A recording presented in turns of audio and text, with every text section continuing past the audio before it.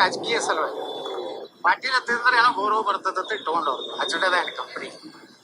ಮತ್ತು ಅಲ್ಲೊಬ್ಬ ಹುಣಗನ್ ನಾವು ಅದಲ್ಲ ಅವನು ಅವ್ರ ಅಪ್ಪ ಹುಟ್ಟಿದ್ದಂದ್ರ 1 ವಾರದೊಳಗೆ ಇಬ್ರು ವಿಧಾನಸಭೆಗೆ ರಾಜೀನಾಮೆ ಕೊಡ್ಲಿ, ಸ್ಪೀಕರ್ ಕಡೆಯಿಂದ ಅಂಗೀಕೃತ ಆಗಲಿ. ನಾ 2 ಕಡೆ ನಿಲ್ಲಕ್ ತಯಾರಿದ್ದೀನಿ. ನಿಮ್ಮ ಅಪ್ಪ ಹುಟ್ಟಿದ್ರ ಮುಂದಿನ ಶುಕ್ರವಾರ ಒಳಗಾಗಿ ನೀವು ಇಬ್ರು ಹೋಗಿ ಸ್ಪೀಕರ್ ಕೊಟ್ಟು ರಾಜೀನಾಮೆ ಕೊಟ್ಟು 2 ಸ್ಥಾನಗಳನ್ನ ತೆರವು ಮಾಡ್ರಿ. ದಮ್ಮಿದ್ರ ನೀವು ಪಕ್ಷೇತರ ಬರ್ರಿ, ನಾನು ಬರ್ತೀನಿ, ಬಾಗೇವಾಡಿ ಬರ್ತೀನಿ. ನೀವ್ ಯಾಕೆ ಇಲ್ಲಿ ಬಿಜಾಪುರ ಬರ್ತೀರಿ? ನಿಮ್ನ ಅಲ್ಲೇ ಮಾಡಿಕೊಟ್ಟು ಬರ್ತೀನಿ. ಪಾಕಿಸ್ತಾನದಾಗ ಹೋಗಿ ಮಾಡಿಕೊಟ್ಟು ಬರ್ತೀನಿ. ನೀವೆಲ್ಲ ಪಾಕಿಸ್ತಾನ ಏಜೆಂಟ್ರು. ನಿನ್ನೆ ನನ್ನ ವಿರುದ್ಧ ಏನೋ ಹೋರಾಟ ಮಾಡಿದ್ರಿ.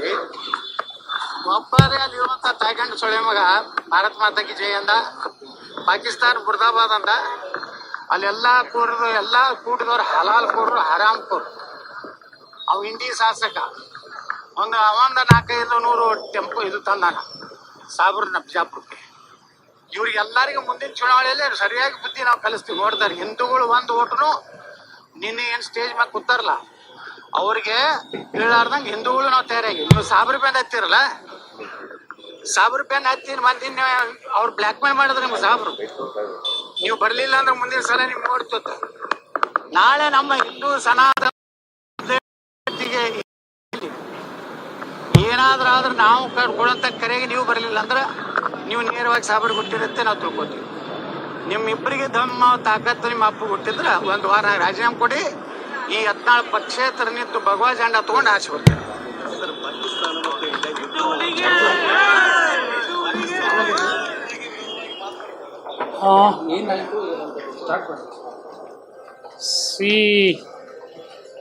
ಭಾಳ ದಿವಸದ ಹಿಂದೇನಿಲ್ಲ, ಇತ್ತೀಚೆಗೆ ಯತ್ನಾಳ್ ಅವರು ಮೊಹಮ್ಮದ್ ಪೈಗಂಬರ್ ಬಗ್ಗೆ ಹುಬ್ಳಿಯಲ್ಲಿ ಏನೋ ಮಾತನಾಡಿದ್ರು.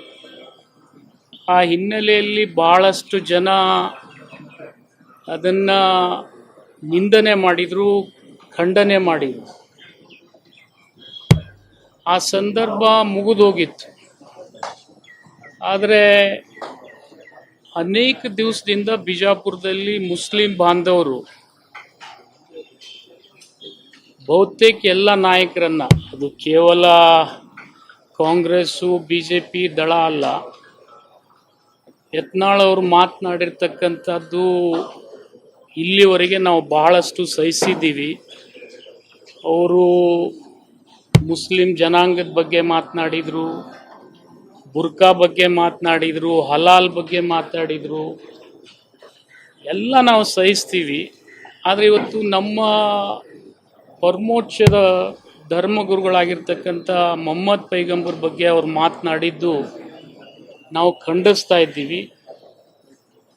ದಯಮಾಡಿ ನೀವೆಲ್ಲ ಹಿಂದೂಗಳಿರ್ಬೋದು, ಬೇರೆ ಜಾತಿಯವರು ಇರ್ಬೋದು, ಅದನ್ನು ನಾವು ಬಿಜಾಪುರದಲ್ಲಿ ಎಲ್ಲ ಜಿಲ್ಲೆ ಮುಸ್ಲಿಮರು ಅದು ಖಂಡನೆ ಮಾಡ್ತಕ್ಕಂಥ ಒಂದು ಕಾರ್ಯಕ್ರಮ ಹಾಕ್ಕೊಂಡಿದ್ದೀವಿ.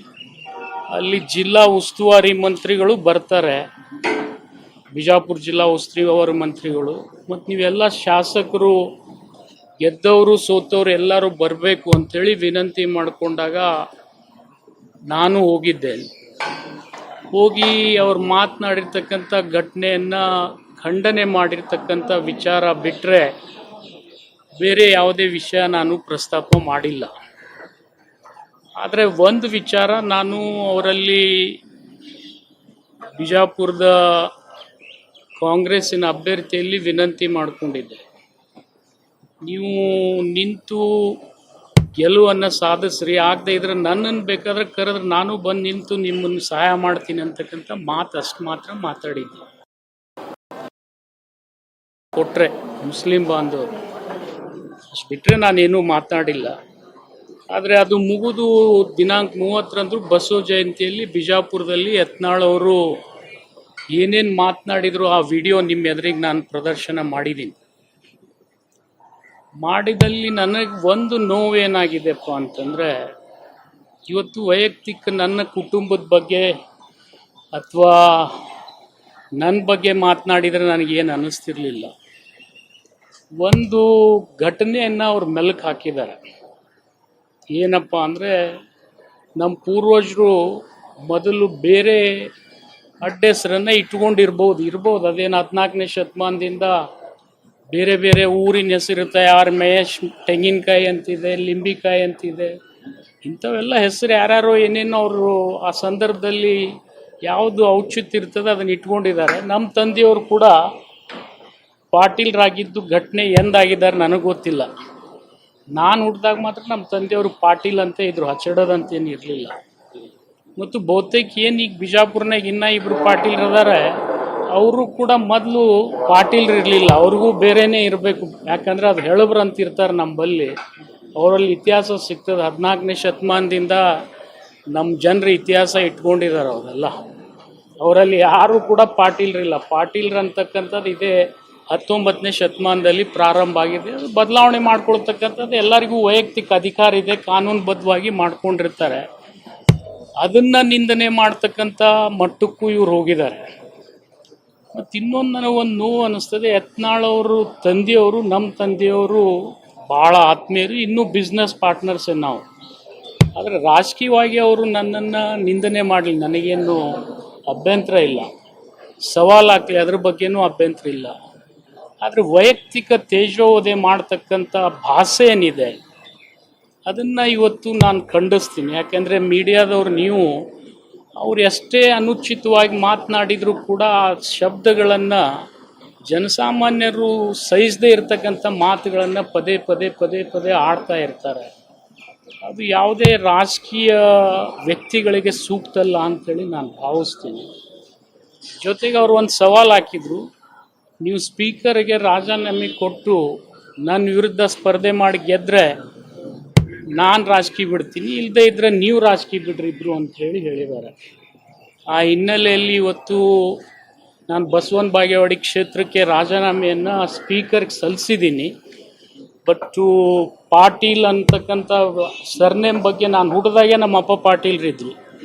ಮತ್ತಿನ್ನು ಅವ್ರು ಯಾವ ರೀತಿಯಿಂದ ಇದನ್ನು ಈ ಹಚ್ಚಡದ ಅಂತಕ್ಕಂಥ ವಿಷಯ 1999ರಲ್ಲಿ ನಾನು ಇನ್ನೊಬ್ರಿಗೆ ಸೋಲಿಸಿದ್ದೆ. ಅವ್ರು ಇದನ್ನು ಪ್ರಚಾರ ಮಾಡಿ ಪ್ರಯತ್ನ ಮಾಡಿದ್ರು ಏನೇನೋ, ಆದರೆ ಅದು ಆಗಲಿಲ್ಲ.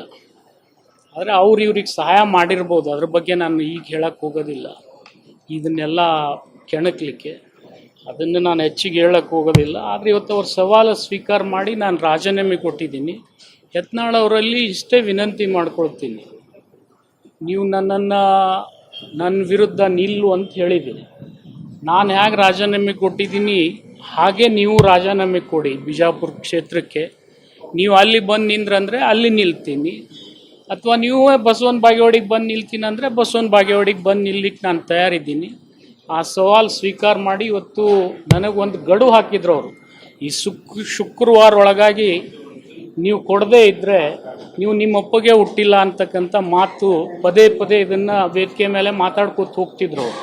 ಅದು ಬೇಡ, ಅದು ಒಂದು ಅಂತ್ಯ ಆಗಬೇಕು.